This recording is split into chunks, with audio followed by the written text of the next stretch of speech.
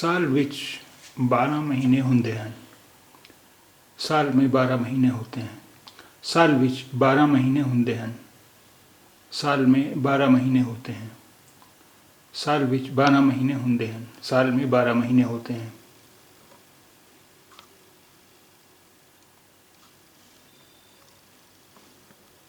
जनवरी, फरवरी, मार्च, अप्रैल, मई, जून, जुलाई, अगस्त, सितंबर, October, नवंबर ਅਤੇ ਦਸੰਬਰ।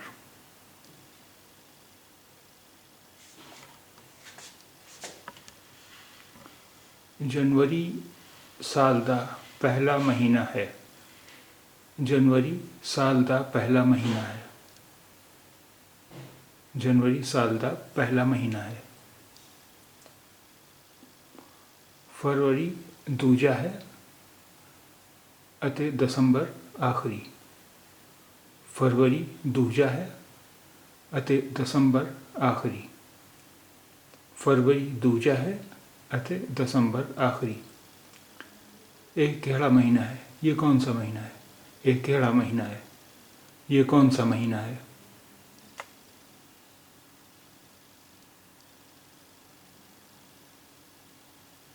अज 5 अप्रैल। ये अप्रैल दा महीना है। ये अप्रैल दा महीना है। ये अप्रैल दा महीना है। पिछला महीना मार्च दा सी। पिछला महीना मार्च दा सी। पिछला महीना मार्च ਦਾ ਸੀ। अगला महीना मई ਦਾ ਹੋਵੇਗਾ। अगला महीना मई ਦਾ ਹੋਵੇਗਾ। अगला महीना मई ਦਾ ਹੋਵੇਗਾ। ਅੱਜ 5 अप्रैल है। ਅੱਜ 5 अप्रैल है। ਅੱਜ 5 अप्रैल है। ਨਵੰਬਰ ਤੋਂ ਪਹਿਲਾਂ ਅਕਤੂਬਰ ਅਤੇ ਇਸ ਤੋਂ ਬਾਅਦ ਦਸੰਬਰ ਆਉਂਦਾ ਹੈ। ਨਵੰਬਰ ਤੋਂ ਪਹਿਲਾਂ ਅਕਤੂਬਰ ਅਤੇ ਇਸ ਤੋਂ ਬਾਅਦ ਦਸੰਬਰ ਆਉਂਦਾ ਹੈ।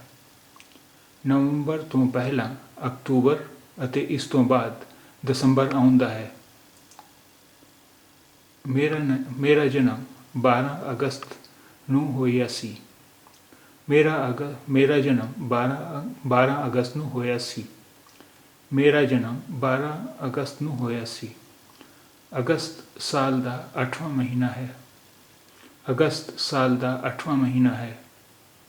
अगस्त साल ਦਾ 8ਵਾਂ ਮਹੀਨਾ ਹੈ।